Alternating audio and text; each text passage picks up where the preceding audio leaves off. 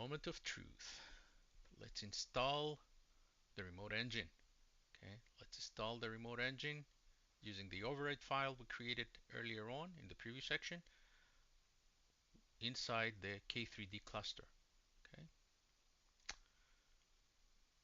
To do this, I need a couple of things. I need to have visibility into my engines page because I want to keep an eye on the status. Okay, I want to keep an eye on the status, and I need my terminal. So this time I'm going to go to my terminal and I'm going to resize it a little bit. Okay, I want to be able to visualize the statuses. I'm going to increase a little bit its length like this. Alrighty. The command, identical to the command we executed before, right? I'm going to type it. That should give you a little bit of time. You can copy and paste if you like, up to you. So it's helm upgrade hyphen install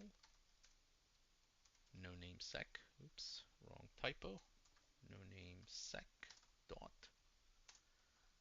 The namespace I should install the remote engine name.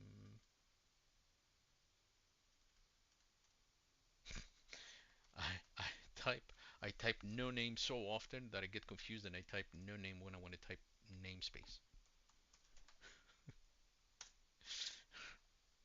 And again, if the namespace does not exist, which it doesn't, I want to create this namespace. And the values that I like to use as an override to the default values is the one that is under OPT no name training remote helm.yaml. Okay, it's the same exact command like before, right? Helm upgrade install no name sec. The no name sec package is under the current folder. That's why we're under no name sec. Namespace no name, create namespace if it doesn't exist. Here's the override file. Okay.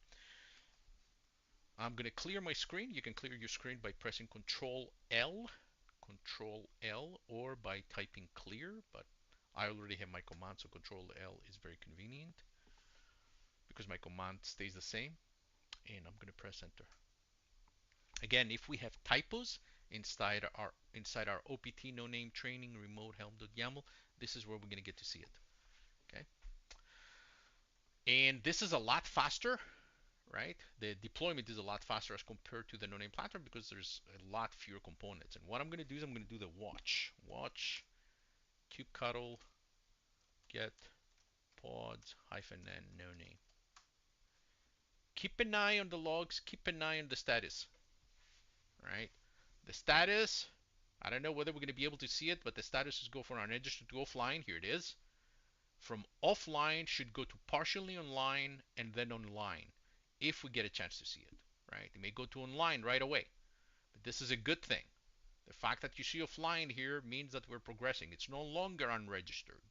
It's no longer unregistered, right? So unregistered to offline, offline to partially online, or online, okay? And pay attention, right? We're running for about a minute. We're running for about a minute, and we're already having a good chunk of these pods running. A good chunk of these pods running. All right. Last time I tried it, it took, I don't know, 2-3 minutes before the whole thing was good to go. But so far, so good. So far, so good.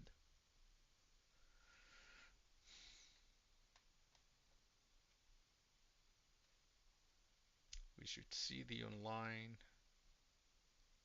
very shortly, right? So the fact that I see offline here, that to me, everything is running. I should be able to see online. Yeah, there it is. So it took a few extra seconds from the moment everything was executing at this end before I get to see the online, right? So the fact that I was in running in here was good enough for me, in all honesty, right? It was good enough. So that online, it's pretty good right now, okay? And here you get to see some of the health checks that take place, okay? Management service, it's not applicable, so that's why you see NA, right? You will see management service only in the integrated engine. Okay, keep that in mind. All right, we're good to go, guys. We're good to go. Our engine is ready to go. Our installation is ready to go. And these are the different components. By the way, I haven't talked at all about the components. The engine is still part of this, router, NATs, engine. If we had multiple workers, then you will see multiple instances of this, of NATs and router. Okay. You will see always a single engine, always a single engine. The platform is and the platform and Postgres is there to give us the ability to integrate with log-based integrations.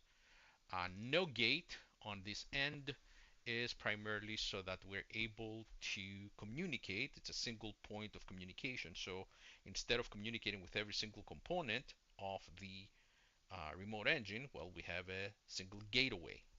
And by the way, every time you see no, that means no name, right? This is the no name gateway. We like our naming conventions at no name, guys. It's the only comment I have. And telemetry, of course, give us the ability to make sure that everything is executing, behaving as expected, right? So I bet money that these information that you see right here, as you can see now, we get the log service, the log retrieval service. It's up and going, is primarily because of telemetry, right? And that's it. Your remote engine is installed. The only problem that we still have is that we don't know whether it is accessible. I can tell you right now it's not accessible because we need to configure the ingress, right? We need to configure ingress so that always traffic goes through the same through the Nginx service, right? Same exact step like before, and that will be the last step. And the test in this case, accessing the remote engine, is a simple browser request, right? That's what it is. I'll show it to you in the next section, which will conclude this walkthrough. For the time being, section end.